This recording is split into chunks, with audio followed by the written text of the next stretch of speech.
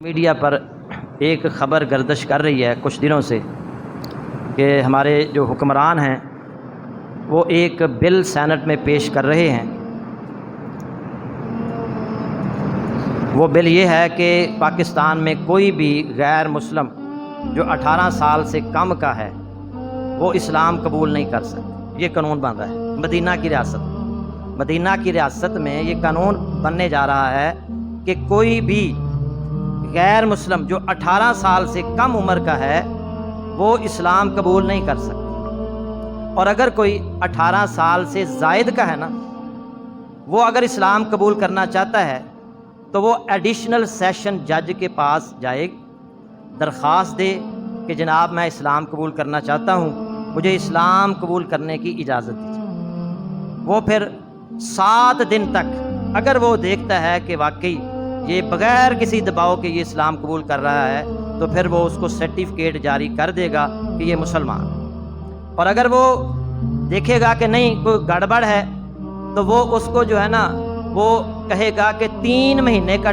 Time ہے تمہارے پاس، تم تقابل ادیان پر مطالعہ کرو، 3 مہینے کے بعد میرے پاس آنا، پھر میں دیکھوں گا کہ تم پر کوئی دباؤ تو نہیں ہے، تم اپنی آزاد مرضی سے اسلام قبول کر رہے ہو۔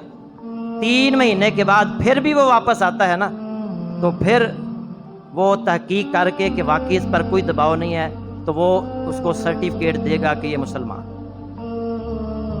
یہ قانون بننے جا رہا ہے، سینٹ میں پیش کیا جا رہا ہے۔ مجھے بتائیں کہ یہاں عیسائی رہتے ہیں کہ نہیں؟ آج تک میں نے یا آپ نے کسی عیسائی کو مجبور کیا ہو مسلمان ہو بھائی؟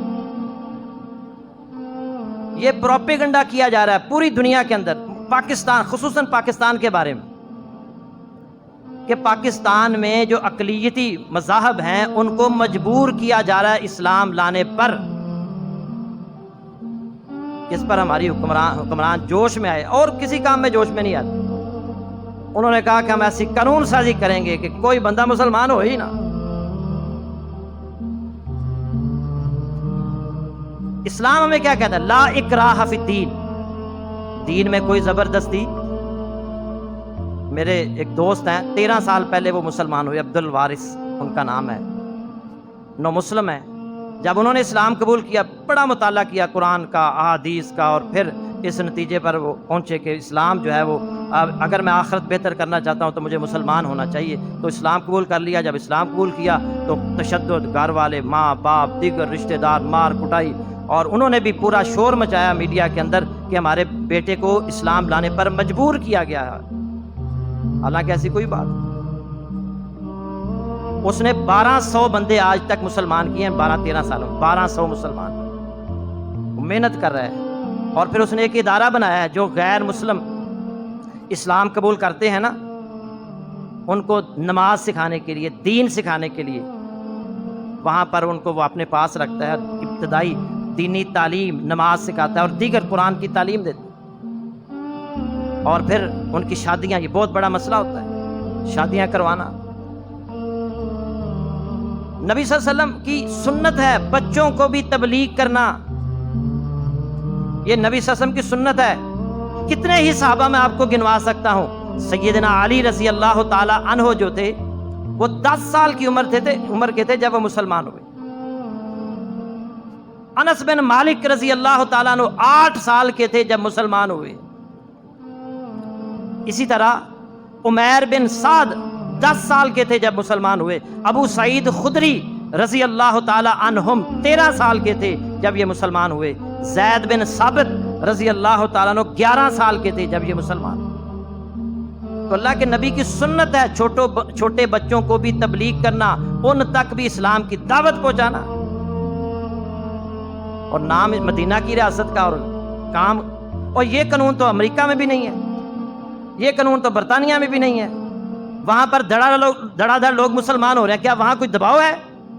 وہ اسلام کیونکہ ایک سچا دین ہے، قرآن ایک سچا اللہ کا کلام ہے جو آج اصل حالت میں موجود ہے، قیامت تک موجود رہے گا۔ وہ قرآن پڑھتے ہیں تو اسلام قبول کر رہے ہیں۔ ہم حکمرانوں سے کہتے ہیں کہ باز آ جائیں، ورنہ اسلام کے لیے تو ہر کوئی کٹ مرنے کو تیار ہے۔ یہ نہیں ہو سکتا۔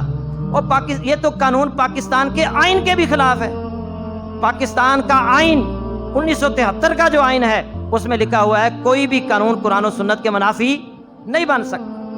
تو یہ قانون قرآن و سنت کے منافی ہے، اور پاکستان اس لیے بنایا گیا تھا۔ یہ تو اس کا پاکستان کا مطلب کیا؟ لا الہ الا اللہ، یہ اسلام کے لیے بنا ہے، اور یہاں پر اسلام لانے کے لیے لوگوں کو کوئی مجبور نہیں کر رہا۔ اللہ تعالیٰ حکمرانوں کو ہدایت نصیب فرمائے۔ نبی صلی اللہ، آخری بات، چند منٹ آپ کے زیادہ لیے ہیں، اس سے میں معذرت آپ سے کرتا ہوں۔ نبی صلی اللہ علیہ وسلم نا ایک یہودی بچے کی تیمارداری کرنے گئے، اور اس کا باپ اس کے سرانے بیٹھ کر تورات کی وہ تلاوت کر رہا تھا۔ بچہ ہے، چھوٹا سا بچہ، نبی صلی اللہ علیہ وسلم کے اس اخلاق سے وہ بڑا متاثر ہوا کہ ہم یہودی ہیں جو اسلام کے بدترین دشمن ہیں، اور اللہ کے نبی صلی اللہ علیہ وسلم میری تیمارداری کرنے آئے۔ نبی صلی اللہ علیہ وسلم نے اسے اسلام کی دعوت دے دی، اسلام کی دعوت بچے کو۔